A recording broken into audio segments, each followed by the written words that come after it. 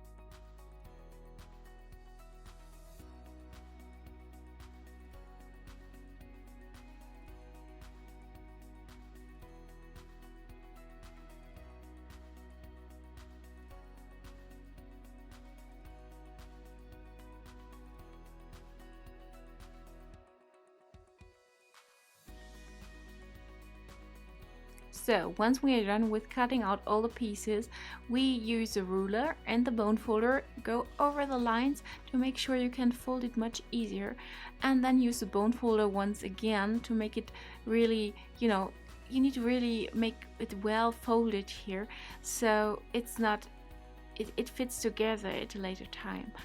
And once you have done that, we are using the adhesive tape and put it all together.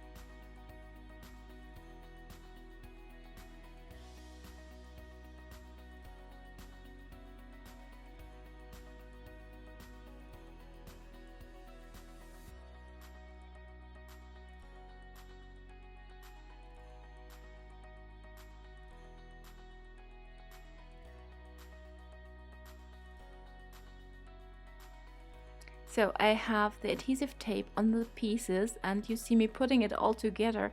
Make sure you're really adding this to the right corners, otherwise it won't fit together when you put the whole gift box together. And also make sure you use a bone folder to get the adhesive tape really on it, and yeah, that it fits all well.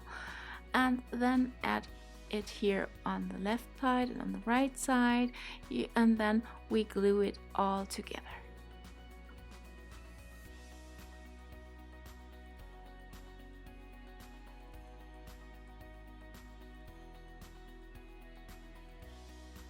So this little gift might be perfect for a teacher appreciation gift maybe, or maybe you just go somewhere to your friends for dinner and you give them a little gift. That's also perfect.